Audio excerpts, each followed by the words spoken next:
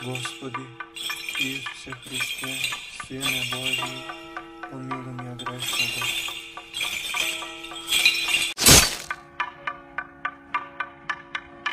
I Sina i Svetio Duh. Amin. Возлюбени во Христа Бога, братя и сестри,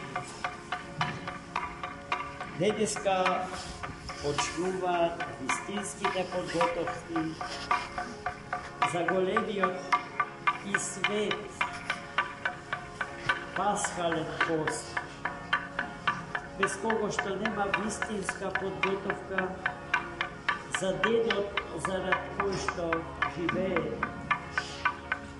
Тоа е денот на Светото Христово воскресение, Светата Пасха Господня, која што на се во нашиот живот и на целиот наш живот ја дава саканата смисла, без која што се би било попусто и води во очајание и безизлет. Денеска ова света недела Црквата Божја ја нарекува недела на митарот и фарисејот. Двајца евангелски ликови од денес читаното евангелско четиво напишано од раката на светиот апостол и евангелист Лука. Темата на денешното свето евангелие е темата за гождоста и смирение. Почетокот на вистинскиот пост за свој квалитет, за своји вредности, за своја вредност, основа врз која што се поставува е смирението на човек.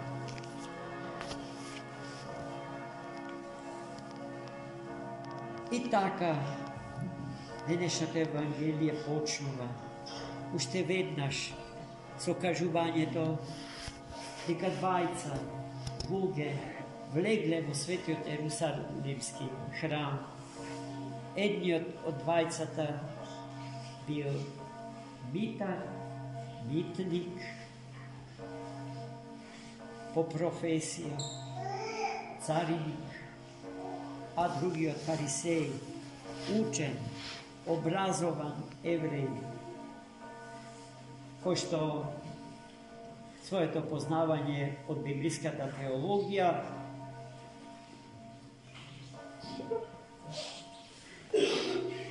го сметал за врвно таму каде што законот Божи добро се познава и строго се придржувал кон законот, кон словото на закон. И потоа светиот евангелист ни помага да го проследиме поведението најпрво на фарисејот, а потоа на митникот. И тоа светиот евангелист го гледа низ призмата на молитвата што и двајцата ја принесувале, независно еден од друг. Најпрво, интересна е позицијата што ја зазел фарисејот. Тој отишол напред, на отворен простор, да биде виден од очите на сите и гордо гледајќи во небото, ги изнесувал сите фалби за себе си, фалејќи се со својот пост, со своето проштевање на сите, фалејќи се со тоа дека навреме го дава својот десеток на синагогата, дека не е како нешто крадат, не е како нешто разбойничат, не е како нешто прељубодействуваат, I taka sevo svoja slava, pareki od Boga visoka ocenka za svojte visoki postignuti. I na kraju od svoja ta molitva ja završio i ne sum kako ovoj mitar. A mitar za sve to vreme skrije blago na svetija hram, se veli во приказната што Христос им ја кажува на апостолите, не се осмелува да ги подигне очите своји високо, туку гледајќи во земјата и удирајќи се во градите, не без солзи, бара Господ да му ги прости сите согрешенија. Тој всушност ја кажува молитвата, без која што и ние денеска не можеме, позната како кратка Исусова молитва или кратка и сихастичка молитва. Господи, помилуј ме мене грешно. Таа е молитвата на Митар. Тој со ништо не излегол да се пофали, освен со зборовите што потоа свети апостол Павле ќе ги каже за себе си, а важат за сите нас, посебно и заедно. Свети апостол Павле вели дека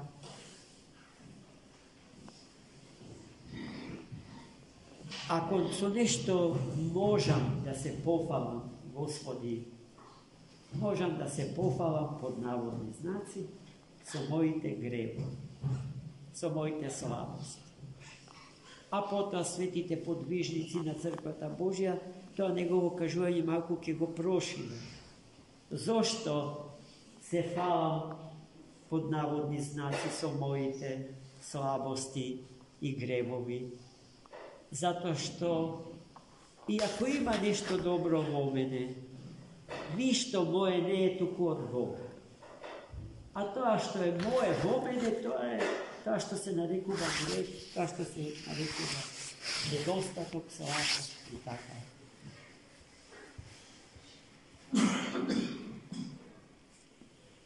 Христос ги праша своите ученици. Што мислите? Чија молитва е посилна?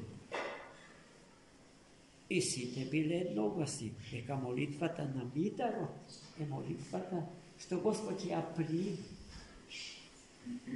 и ќе ја благослови и ќе ја послуша. А крајот на Светото Евангелие е прекрасен, во согласност со целокупната претходна содржина. Кога што Христос како заклучок или резиме на приказката за Митарот и фарисејот ќе им каже дека Господ секого што се гордее и се издигну сами од себе си ќе го понижи, а оној кој што доброволно, пазите, доброволно себе си се понижува, ќе го подигне. Тоа е, во согласно со овие зборови, треба да протече севкупниот наш живот, браќи и сестри. Ние ќе се понижуваме, а тоа значи вистински ќе се смируваме пред себе си. Никому нема да се наметнува. Ако треба со нешто да се пофалиме, ќе го кажеме тоа од што луѓето се грозат. Се она што во мене не чини, подобро е самиот јас тоа да им го кажам за себе си, отколку тие на некој подруг начин да го откриваат за мене и во мене. И потоа да градат голема, непремостива дистанца и неможност од општење и комуникација меѓу нас. А оној кој што го ispoveda grevot svoj pred Boga i pred site okolo sebe. Той се смирува и отвора пат за другиот да му пристапи, а тој другиот пак истото тоа го прави за мене и така се создава заедницата. Таму каде што има смирение, таму има заедница на живи и конкретни личности, а таму каде што гордоста царува индивидуализмот. Индивидуализмот ги кине сите релации, сите врски со други. Она што Лајбниц го кажува за монади. Монади без интеракција. Тоа се индивидуалци. А индивидуализмот плюс индивидуитетот, тоа што е посебна карактеристика само за мене, тоа со што се разликувам од сите други. И тоа со што сите други се разликуваат од мене со нивните индивидуитети е прифатливо.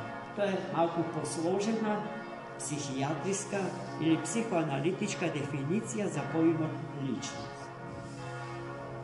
Личноста, браќи и сестри, е способна да излезе надвор од рамките на својата природа.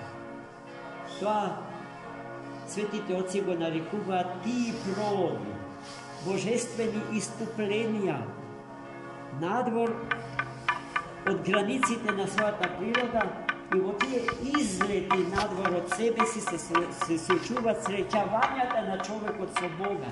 Тоа што на ден сретеније ќе го славиме, во денот кога свети Симеон Богопримец ќе го дими Христа Господа во своите раци. Тоа треба со нас сите секојдневно да се случува по силата на молитвата, по силата на практикувањето на сите христијански добродетели. Зашто на едно место свети Василий Велики со право вели: вистински христијанин од нас правиме само тогаш кога ортодоксијата ќе ја равновесиме со ортопраксијата. Кога правилното верување во Бога ќе го равновесиме со правилното живење во Бога и според Бога. Амин. Господи Исусе Христе, Сине Божи, помилуй меня грешного.